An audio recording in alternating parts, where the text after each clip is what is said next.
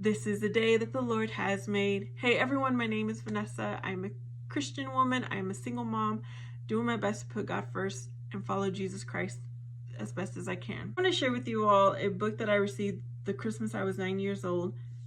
The children's stories of the Bible from the Old Testament and the New Testament. I've already recorded the entire Old Testament. I did one video per chapter. Now I'm in the New Testament. Hopefully you will share this with your children. Chapter 16, the casting out of the money changers.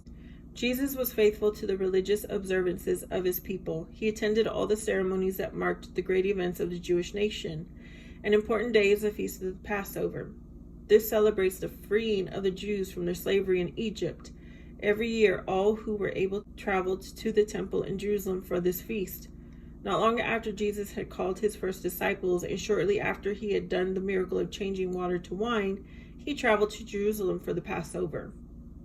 It was the practice for the people to offer gifts of sheep and cattle and doves upon the altar as a recognition that they were God's children. Since many traveled from far away, they did not bring the animals with them, but bought them in Jerusalem. Those who sold the animals for the sacrifices and those who changed the money of the travelers had come to set up their shops within the temple itself. The temple looked more like a marketplace than a place to worship God. When Jesus saw this, he decided to rid the temple of the money changers and the sellers of animals. He took some rope and made a whip of it. Swinging this whip, he moved among the buyers and sellers. There were many of them, and he was but a single man, but the sense of power and truth in Jesus was so strong that the mob fled in panic.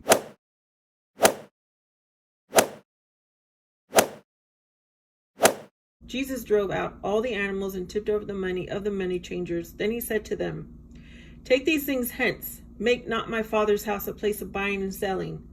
When those who watched had recovered from their surprise at this powerful stranger, they approached him and asked him what he could do that would show them the authority by which he had acted.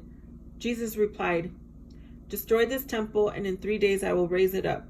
They pointed out to him that it had taken 46 years to build a temple, and they did not understand how he could rear it up in 3 days.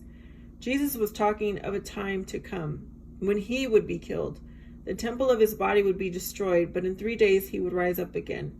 Later, when Jesus was crucified, his disciples remembered what he had said on this day and understood what he meant.